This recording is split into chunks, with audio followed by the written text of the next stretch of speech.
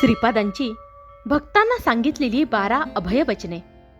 माझ्या चरित्राचे पारायण होत असलेल्या प्रत्येक स्थळी मी सूक्ष्म रूपात असतो. मनोवाक कार्यक्रमात मला समर्पित असलेल्या साधकांचा मी डोळ्यात तेल घालून संभाळ करतो. श्रीपीठापुरममध्ये मी प्रतिदिन मध्यान्हकाळी भिक्षा स्वीकारतो. माझे येणे दैव रहस्य आहे. सतत माझे ध्यान करणाऱ्याचे कर्म ते कितीही जन्मजन्मांतरीचे असले तरी मी ते भस्म करून टाकतो.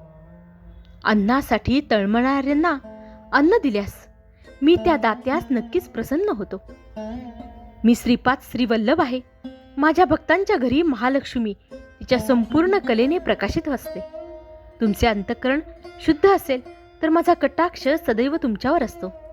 तुम्ही ज्या देवता स्वरूपाची आराधना कराल, ज्या सद्गुरूंची उपासना कराल, ती मलाच प्राप्त होईल.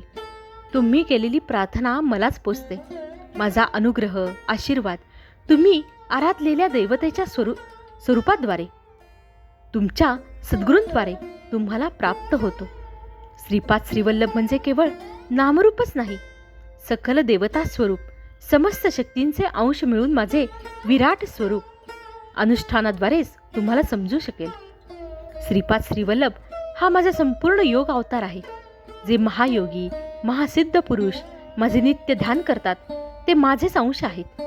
तुम्ही माझी आराधना केली तर मी तुम्हाला धर्ममार्गाचा कर्ममार्गाचा बोध करतो. तुम्ही पतित होऊ नये म्हणून सदैव मी तुमचे रक्षण करतो.